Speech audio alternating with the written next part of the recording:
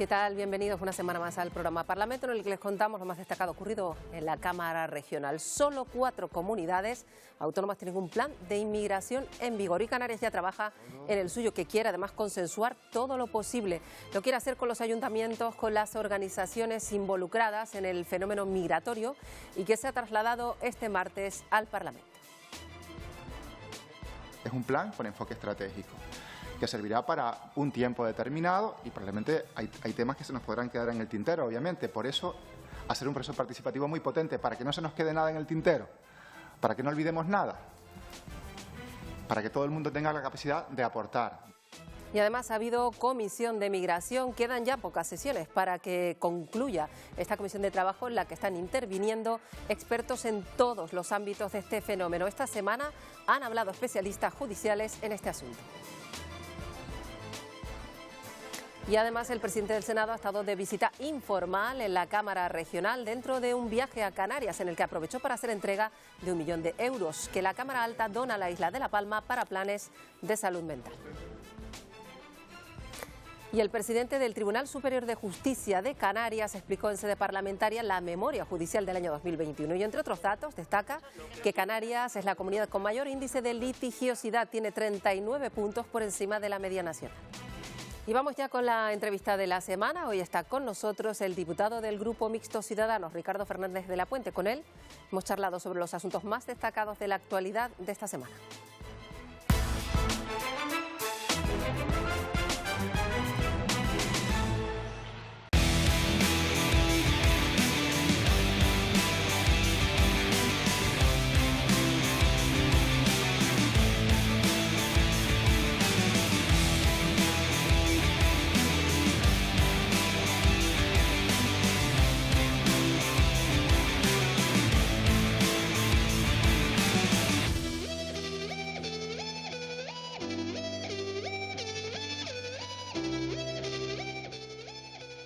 Bueno, vamos ya con la entrevista del programa Parlamento de esta semana. Vamos a darle la bienvenida a nuestro invitado, que es el diputado y portavoz del Grupo Mixto Ciudadanos, Ricardo Fernández de la Puente.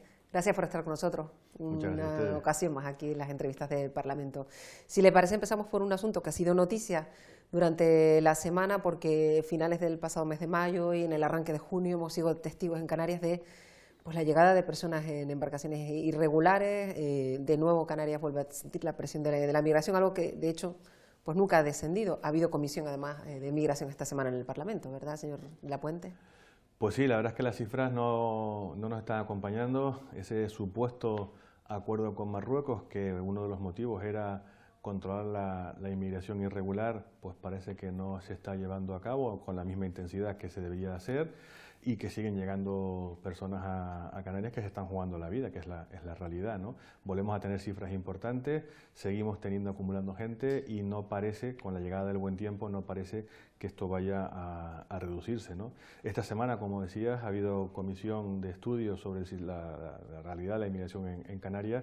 La verdad es que con 2 intervenciones, por un lado del Colegio de Abogados de Las Palmas de Gran Canaria y por parte también de la Fiscal Especial de Extranjería, que han sido muy elocuentes, ¿no? El caso sobre todo de la Fiscalía, el que no tenemos las condiciones, no tenemos condiciones decentes para atender a la migración que estamos sufriendo, que no hemos aprendido nada en todos estos años, que ya llevamos muchos años recibiendo inmigración, que no tenemos unas mínimas instalaciones adecuadas para prestar ese servicio, tanto por parte de la Fiscalía como parte de los abogados, para intentar atender a todas estas personas y que se respeten sus derechos según la legislación vigente. En definitiva, un panorama bastante negro y que hemos podido constatar todos los diputados en esta comisión de estudio.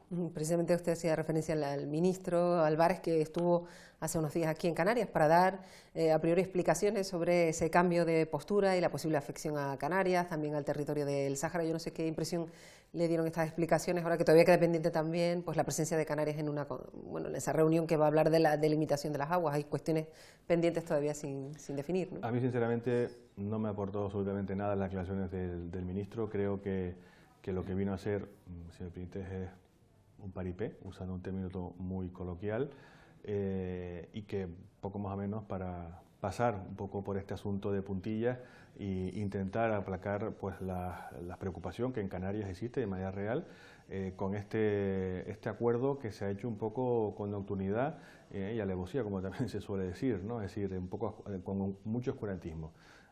Creo que las medidas, las políticas de Estado, las políticas de inmigración son políticas que se tienen que consensuar. Un cambio de actitud por parte del Gobierno de España de la manera que se ha hecho debería haber sido consensuado en el Congreso de los Diputados, cosa que ha sido reprobado en 2 ocasiones, creo recordar, y por lo tanto el Gobierno no está digamos, actuando con el apoyo y con el amparo del Congreso de los Diputados, que yo creo que es una situación, bueno, en este caso concreto y a lo que estamos hablando, cuanto menos delicada, ¿no? Bueno, en cualquier caso, hasta el propio Pedro Sánchez ha dicho ahora que sí que va a dar explicaciones también a este respecto, que quizá faltaba una explicación más exhaustiva del propio presidente del Estado. Los días pasan, las semanas pasan y las explicaciones siguen sin llegar, y ya hace bastante tiempo, bastantes semanas desde que tuvimos conocimiento de ese cambio de postura del Gobierno de España, del Gobierno de Pedro Sánchez, y yo creo que lo que hay que hacer es, cuando se hace una medida de esta naturaleza, es lo primero es dar explicaciones, y a partir de ahí, bueno, pues hay que reiterar las explicaciones o hay que ampliarlas, pero no se han dado ningún tipo de explicaciones que han motivado ese cambio de la postura del Gobierno de España, una postura que había sido la misma prácticamente pues digamos que con el Sáhara y con Marruecos, pues los últimos 30, 40 años, ¿no? Porque no había ningún cambio significativo. Por parte nuestra, por parte de Ciudadanos, nosotros lo que abogamos es por el cumplimiento de la legalidad, el cumplimiento de los acuerdos de Naciones Unidas, y que cualquier medida, en el caso concreto del Sáhara, con Marruecos, tiene que ser bajo el auspicio de Naciones Unidas y no de manera unilateral por parte de Marruecos. Bueno, si le parece, vamos a hablar de economía, porque también esta semana hemos conocido los datos del paro de abril. Vuelven a ser buenos, incluso mejores que el mes anterior. Parece que la tendencia, cuando menos en esos datos de empleo en determinados sectores, es relativamente buena. Bueno, los datos de abril evidentemente están indexados o tienen guardan mucha relación con ese arranque digamos, de la Semana Santa, de los datos del turismo, de la mejora que hemos experimentado en esos pocos días, que todavía no es tan relevante como lo fue, pero bueno, pues parece que empieza a arrancar el turismo. Mayo y mediados de junio veremos seguramente que esos datos pues no sean tan buenos no hay un crecimiento mayor, porque tradicionalmente son los peores meses para el turismo de Canarias, independientemente de circunstancias exógenas como puede ser la COVID o cualquier tipo de restricción a la movilidad, ¿no? Yo espero y confío, vamos a tener seguramente un verano muy complicado, muy duro, vamos a tener una enorme competencia, siempre la hemos tenido, pero en este caso va a ser mucho mayor. Yo sí espero que, si no hay sorpresas, bueno, pues a final de año, con la vuelta de nuestra temporada alta, nuestra temporada de invierno, turísticamente hablando, pues podamos reactivar nuestra economía ya a una velocidad constante y recuperar lo que hemos perdido en estos 2 años, que es mucho.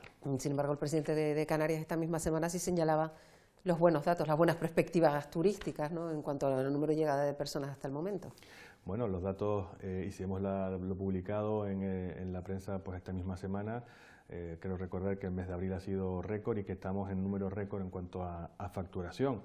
Son datos que a mí no me cuadran, son datos oficiales, por lo tanto no puedo ponerlos en tela de juicio, pero habiendo tenido un mes de enero con aquella sexta ola que ya nos hemos olvidado, con restricciones a los vuelos, con problemas, con pocas ocupaciones, con quejas del propio sector hotelero, decir que hemos conseguido en estos 4 primeros meses más turistas que en el año 2019 prepandémica, y que hemos conseguido un mayor número de facturación cuando los precios en general están donde están, a mí cuanto menos me choca, ¿no? Pero bueno, son datos oficiales y por lo tanto serán datos verídicos.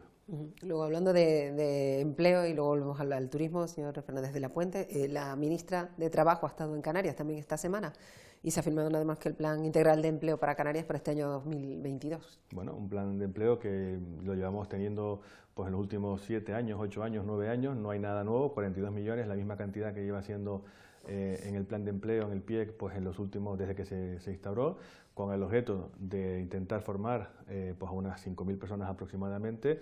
Y bueno, pues es un acuerdo que yo creo que es bueno, evidentemente, eso hay que valorarlo de esa medida, pero que es continuar con lo que estamos haciendo. Yo creo, y creo que sería lo adecuado, que en unas circunstancias excepcionales como las que estamos viviendo, en las que Canarias tiene un índice de desempleados pues muy elevado y que dependemos tanto del turismo y que se sigue sin arrancar, pues quizás sería el momento de haber hecho un esfuerzo, como hace el Estado en otras zonas, en otros ámbitos, ¿no?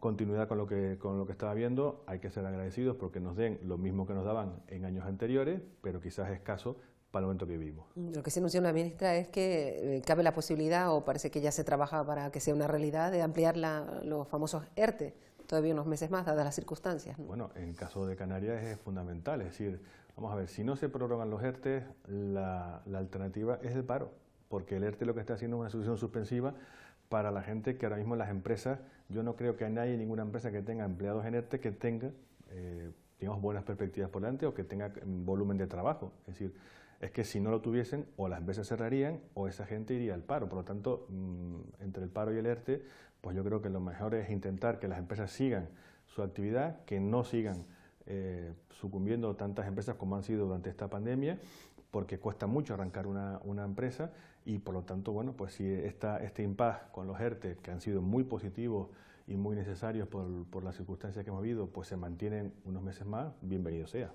También se van a mantener pues ese paquete de medidas anticrisis que bueno, vinieron derivadas de las circunstancias generadas por la guerra de Ucrania y otros factores que se combinaron y bueno, entre ellas pues esos descuentos en la gasolina, eso también se va a prorrogar y estamos en medio de una inflación que las familias, y en Canarias se está notando muchísimo, están sufriendo de manera especial, ¿no? Bueno, después del el último dato de la inflación, después de un pequeño descenso en el mes anterior, ha vuelto otra vez a tener un repunte, creo que está ahora mismo en el 8,7, 8,9, me parece que es el dato, 8,7 creo que es el dato que está ahora mismo la inflación, y no hay visos de que se vaya a poder controlar la inflación en los próximos meses por distintos factores, entre ellos por el precio de la electricidad y por otros elementos, ¿no?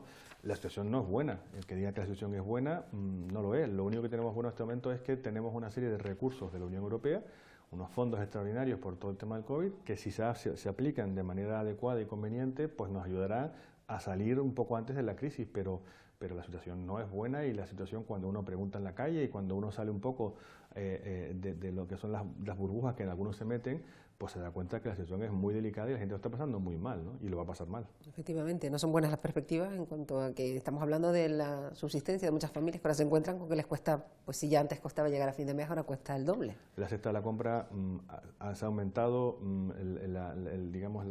los comercios, el desayunar, el comer, el comprar cualquier tipo de elemento para limpieza, todo ha subido.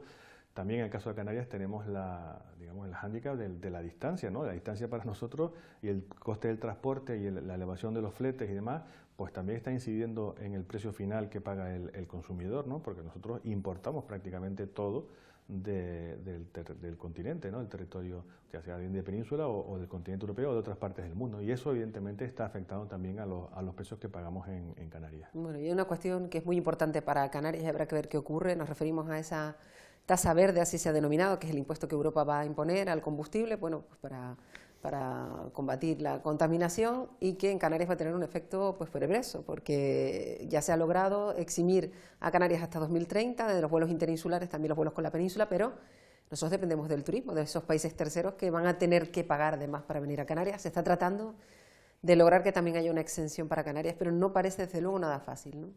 De luego no pinta nada bien, partiendo de la base que es necesario reducir las emisiones de CO2 y que hay que aplicar políticas encaminadas a eso, a las energías renovables, a las energías limpias, porque de eso depende, bueno, pues como se suele decir vulgarmente, la salud del planeta, por lo tanto la viabilidad del futuro, ¿no? Pero en el caso concreto de la tasa verde, a mí me sorprende porque en este mismo Parlamento, cuando se empezó a hablar de la tasa verde, hubieron afirmaciones categóricas por parte de miembros del Gobierno diciendo que no serían de aplicación en Canarias, que Canarias estaría exceptuado como región ultraperiférica, y todos nos lo creímos. Lo cierto y la verdad es que a la vuelta de estas circunstancias vemos como sí que se va a aplicar en todos los territorios y que por lo tanto las regiones ultraperiféricas vamos a ser las más damnificadas por esta medida. ¿Por qué? Porque no tenemos alternativa. En la península, en el territorio continental europeo, tienen pues, las autovías, los AVEs, las vías rápidas, los autobuses, como medios de transporte, tanto para las personas como para las mercancías. En el caso de Canarias, para sentarnos en Canarias, prácticamente toda nuestra comunicación de calidad y rápida es por avión, porque no tenemos alternativa a eso. Y mucho del transporte de mercancías también viene por avión y otra viene por barco. ¿Está justificado que Canarias o las regiones ultraperiféricas estemos exentos? Pues yo creo que sí, evidentemente está muy justificado, porque no tenemos alternativa. Y hay antecedentes, por ejemplo, en el tema fiscal, pues nosotros aquí no aplicamos el IVA, sino aplicamos el IGIC. Bueno, pues parece una tontería, pero ya tenemos reconocida ese diferencial. Por lo tanto, hay argumentos más que suficientes. Yo creo que en este caso, como en algunos otros, ha habido dejadez en la intensidad a la hora de reclamar esas exenciones por parte del Gobierno de España, y ha sido una vez que ya está la medida puesta sobre la mesa en la cual se han buscado parches. Un parche es que no se aplica hasta el 2030. El 2030 es pasado mañana y evidentemente vamos a sufrir no solamente por el incremento del coste de la movilidad de los propios residentes en Canarias o la gente que vive en Canarias, sino también, como bien decías, en el tema del turismo, ¿no? Y ahí va a estar muy afectado sobre todo el turismo familiar, cómo se va a encarecer un paquete de una familia que venga con 2 hijos o con 1 o con 3, y el sobrecoste que va a tener en ese tema. Yo creo que se tendría que estar exceptuado, había que buscar medidas correctoras o paliativas, pero en ningún caso aplicar esa tasa verde a la movilidad de las regiones ultraperiféricas. Bueno, desde luego será uno de los principales desafíos a los que se tiene que enfrentar pues, el gobierno que está ahora y el que surja de las urnas en nada, que será en apenas un año la cita electoral. Luego nos referimos el pasado día de Canarias al discurso del presidente, en el que hablaba precisamente de las regiones ultraperiféricas como ese laboratorio que se plantea de energías renovables, de transición ecológica. ¿Esto está cerca de ser real? Sería bueno quizá que Canarias, junto con el resto de regiones, liderara o se convirtiera en ese laboratorio que se pretende, ¿no?, para este tipo de actividades. Yo creo que sería una muy buena cosa que fuésemos y que nosotros tuviésemos en ese locomotora de cabeza, ¿no?, y no ser siempre el furgón de cola, como suele ocurrir en el caso de las regiones ultraperiféricas. Somos el furgón de cola en prácticamente todo, ¿no? Pero lo cierto y verdad es que ahora mismo la situación de las energías renovables en las regiones ultraperiféricas en Canarias es la que es, dista mucho de llegar a ese objetivo que se ha marcado para 2030. Tenemos muchos objetivos muy ambiciosos. La Ley de Transición Ecológica y Cambio Climático, que está ahora mismo en el Parlamento en fase de ponencia, pues es una ley excesivamente ambiciosa y que si fuese y se llevase tal y como está ahora mismo planteada, va a generar o generaría muchísimos problemas en la vida cotidiana de Canarias, y esperemos que el Gobierno recapacite y sea capaz de asumir pues las enmiendas que desde la oposición hemos presentado. Pero desde luego, como alternativa para Canarias, como un territorio aislado, que en este caso nos beneficia como laboratorio por no tener elementos exógenos y poder aplicar esas medidas innovadoras, pues sería desde luego una buena cosa tanto para Canarias como para cualquier otra región ultraperiférica. Bueno, me gustaría verla también de La Palma, que ha sido tema recurrente en el Parlamento. Ahora queda lo más difícil, siempre lo comentamos con los diputados, porque una vez que pasó la emergencia hay que hacer frente a muchas cuestiones que van surgiendo en cuanto a conectividad, en cuanto a demanda de los propios vecinos de formar parte de las decisiones, en fin, ¿cómo va ese proceso? Pues va lento porque evidentemente el poner y el mover las cosas nunca suele ser fácil, ¿no? En la comisión de estudio sobre las consecuencias locales de La Palma hemos escuchado a muchísimas de las asociaciones y representantes de colectivos afectados por el volcán, que lo que están pidiendo básicamente es transparencia y buscar las mejores opciones y las mejores alternativas. Por ejemplo, en el tema de la famosa carretera que quedó anegada por la lava, ¿no? Y ver cómo eso se recupera, cómo esa conectividad se recupera, cómo se invierte, cómo se recuperan los negocios, qué se puede hacer, dónde se pueden levantar nuevamente esas viviendas. Es decir, hay muchos interrogantes.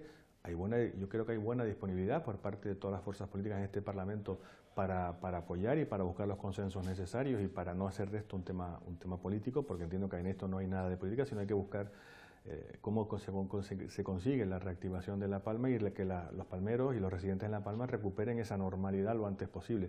Pero desde luego el proceso va lento y hay que ser claros en esto. Claro, efectivamente. Yo no sé, decíamos que se ha pasado relativamente rápido todos estos meses de trabajo. Estamos a punto de llegar ya al mes de julio, que usted apuntaba que va a ser intenso. Por lo pronto va a tener trabajo y luego pues se entra en un año diferente, porque ya un año electoral imagino que marcará el día a día del trabajo, ¿no? Bueno, lo marcará seguramente y lo está marcando para muchos, pero en mi caso concreto la actividad es la que va marcando el día a día del calendario del Parlamento. Mes de julio, un mes como otro cualquiera, con 2 plenos cada 15 días y con todas las comisiones que hay, ¿no?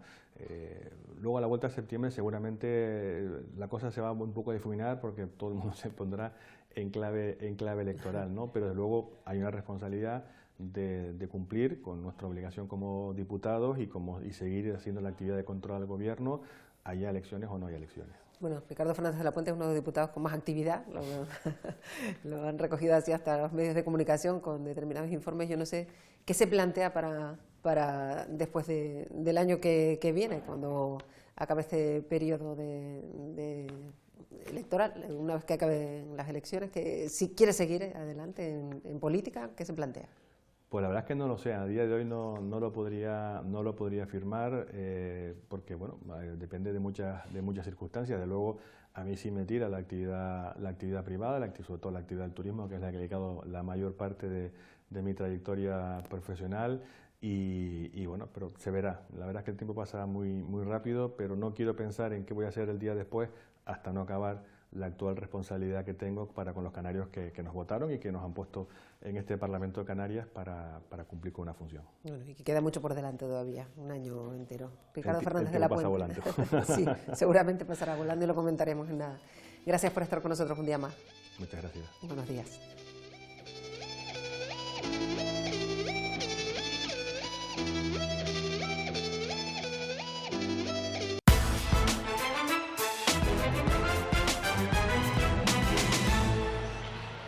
El Senado hizo efectiva esta semana la donación de 1 millón de euros a La Palma. El acuerdo con el Gobierno de Canarias y el Cabildo Palmero se va a traducir en la firma de la declaración para la mejora de personas con trastorno mental grave. El propio presidente de la Cámara Alta visitó Canarias para hacer entrega del dinero a Ander Gil. Además, aprovechó este viaje para acudir al Parlamento en una visita informal. También estuvo en el Cabildo de Tenerife y en la Universidad de La Laguna. Y Canarias está diseñando un plan de inmigración como territorio de convivencia. Esta semana se ha presentado, de hecho, ese plan en el Parlamento. Los responsables de su elaboración quieren que la inmigración que llega a Canarias desde todas las vías, además, se perciba como un factor de progreso y no como un problema. Solo 4 comunidades autónomas tienen un plan de inmigración en vigor. Canarias trabaja en el suyo, que quiere consensuar todo lo posible con los ayuntamientos y las organizaciones involucradas en el fenómeno migratorio. Esta semana se ha detallado en el Parlamento. Es contribuir de forma participada, y subrayo lo de manera participada, a fortalecer una sociedad, la canaria, diversa, que acoge, incluye y convive. Creo que modelo de referencia para el resto de comunidades autónomas. Por nuestra ubicación estamos en la obligación de hacerlo y de hacerlo bien. Nos parece que para empezar a hacerlo bien se está haciendo un buen trabajo. Que desde este programa se está llevando a cabo un método de investigación comunitaria y participativa que nos parece muy interesante, que está basado en la escucha social.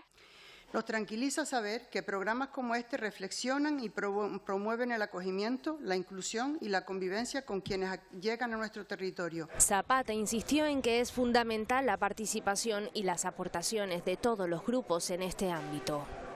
Pues eso no es un fenómeno que no cesa, al contrario de los discursos que hemos escuchado en estos últimos días. Los datos es que en las últimas 24 horas han llegado 115.000 personas más en patera. Y ahora me permito decir, bastante bien ha salido, para no haber tenido un plan conjunto de trabajo. Hoy mismo está llegando una patera a la isla del Hierro, ¿no? Ahora, me preocupan los plazos. Me preocupan los plazos porque 2 años y medio después estamos hablando de un proceso de escucha. No sé los objetivos si tienen plazos, pero me gustaría saber el objetivo 2 porque creo que es fundamental. Canarias Convive es el programa de intervención para la gestión estratégica de la inmigración y la promoción de la convivencia intercultural en Canarias. En unos 5 meses se presentarán las bases del futuro Plan Canario de Inmigración. Y además ha habido comisión de migración en la Cámara, que está además con sus últimas reuniones antes de que se dé por concluida y comience a elaborarse el dictamen. Esta semana han intervenido los especialistas judiciales. Denuncian que en el muelle de Arguineguín se violaron todos los derechos jurídicos de las personas migrantes. Poner de manifiesto que el Ministerio Fiscal fue la primera autoridad que en el mes de septiembre del año 2020 puso por escrito y mandó a la Fiscalía General del Estado y a la Delegación del Gobierno en Las Palmas que la situación del muelle del Guineguín no podía ser la que era. También en el mes de octubre del año 2021 se puso de manifiesto en un escrito muy duro que se mandó también a la Delegación del Gobierno y a la Fiscalía General del Estado cuáles eran las condiciones de acogida en Lanzarote. Aquella nave era inmunda. Asistencias letradas que vulneraban todo tipo de derechos humanos y el ejercicio de la defensa. No se cumplen siquiera los derechos de privacidad cuando llegan y pone de ejemplo el cate de Barranco Seco. Para poder explicarlo es un toldo donde se ponen debajo los abogados y el intérprete, y ahí donde se les asiste. Y luego, para las entrevistas reservadas, te llevas a la persona migrante hacia un lado y charlas con él. Lo cual nadie se podría imaginar de cualquier otro tipo de ciudadano. Y en cuanto a la determinación de la edad de los menores migrantes, vulnera los derechos de los menores por todos lados, el principio del interés superior del menor, el derecho a la audiencia, el derecho a la tutela judicial efectiva. Todos esos derechos quedan vulnerados dentro del actual procedimiento de determinación de la edad. Y lo digo yo, que soy la fiscal que determino la edad de todos los menores que entran en la provincia de Las Palmas. Cerraron 2020 con 1.400 expedientes de determinación de edad resueltos. 2 años después, quedan 1.000 menores migrantes en Canarias, de los que no se sabe su edad. Y el presidente del Tribunal Superior de Justicia de Canarias, Juan Luis Lorenzo, también compareció, lo hizo el miércoles en la Cámara y explicó allí la memoria judicial correspondiente a 2021. Por segundo año consecutivo, Canarias se convierte en el territorio del Estado donde más litigios se llevan a cabo. En total, 171 pleitos por cada 1.000 habitantes, un 39% más que la media nacional. Son datos del informe judicial de 2021 presentado esta semana en el Parlamento, donde se ha pedido que no se judicialicen todos los procesos. El presidente del Tribunal Superior de Justicia de Canarias reclamó un mayor uso de la mediación, el arbitraje o la conciliación. Canarias volvió a ser en 2021, como lo ha venido siendo en los últimos años, el territorio del Estado donde más se litigó. La tasa de litigiosidad es de 171 pleitos por cada 1.000 habitantes, casi 39 puntos por encima de la media nacional y duplicando los registros de la menos litigadora, que es La Rioja. El informe muestra, según Lorenzo, el alto nivel de rendimiento de los órganos judiciales de Canarias, el esfuerzo y la dedicación, dijo, de los titulares y de todo el personal del Servicio de la Administración de Justicia. El presidente del Tribunal Superior de Justicia de Canarias ha dicho también que el modelo judicial actual resulta obsoleto e ineficiente y que se necesita con urgencia un rediseño de la planta judicial y una mejora de las infraestructuras. El Parlamento ha recibido el informe de dependencia 2021 de la Diputación del Común. Los datos no son buenos aquí en Canarias. De hecho, concluye que se están vulnerando los derechos fundamentales de las personas dependientes y que cada día muere una media de 9 personas que no ha llegado a recibir la prestación. La media de gasto por habitante en Canarias también es inferior a la media de España. El conjunto de España bajó un 16,7% y en Canarias lideró lamentablemente este crecimiento hacia un 23,1%. Y en este momento la tasa del limbo a finales del año 2021 es del 27%, la tercera peor del conjunto del Estado.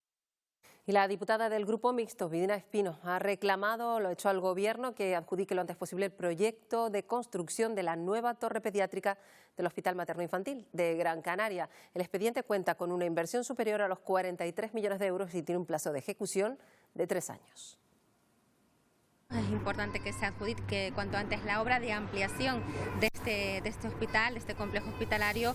Les hace falta espacio y además es una obra que va a tardar como mínimo 36 meses. Por tanto, hay que adjudicarla cuanto antes y por eso pido al Gobierno de Canarias que esos obstáculos burocráticos que hay se solucionen cuanto antes. Y ya al final de la semana, el consejero de Transición Ecológica y Lucha contra el Cambio Climático lo hizo en comisión en una comparecencia sobre la política hidráulica y el ahorro de agua aquí en Canarias. Hemos cerrado esa relación de obras que está en torno a los 300 millones de euros, pero además tenemos en torno a 40 millones de euros de proyectos redactados, listos para poderse licitar. Canarias está abocada, fruto del cambio climático, fruto a la modificación del régimen de lluvia, está abocada a tener que recurrir a la desalación. El arranque de la semana se celebró el Día Mundial sin Tabaco. Salud Pública de Canarias estudia medidas para ampliar el número de playas, por ejemplo, en las que no se pueda fumar. Y hay una propuesta de la Asociación contra el Cáncer para intentar que haya espacios simbólicos de cada ciudad española, plazas, calles destacadas, pues que sean declaradas espacios libres de humo. Así que hoy, en Canarias Opina, les preguntamos sobre este asunto. ¿Qué le parecen estas medidas que se están proponiendo? ¿Cree que incluso se deberían imponer acciones más duras para combatir el tabaquismo? Y sí, yo estoy de acuerdo que entre más ambiente tengamos, el ambiente lo tengamos más descontaminado, yo pienso que mejor, porque a la playa donde van todo tipo de gente, empezando por los niños. Hombre, porque las personas que fuman pueden fumar, qué sé yo, donde no haya gente mirándolo. Ellos podrán tener sus vicios. pero no molestar a los demás. Prevenir no lo van a poder prevenir, porque si el tabaco sigue en la venta, estamos en la misma.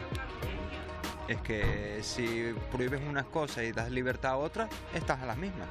Si en la playa, por ejemplo, es el problema de filtros, están para limpiar. Pero para las personas cuando tienen una poca distancia está bien. Para limpiar en la playa o otra cosa es un problema, sí, claro.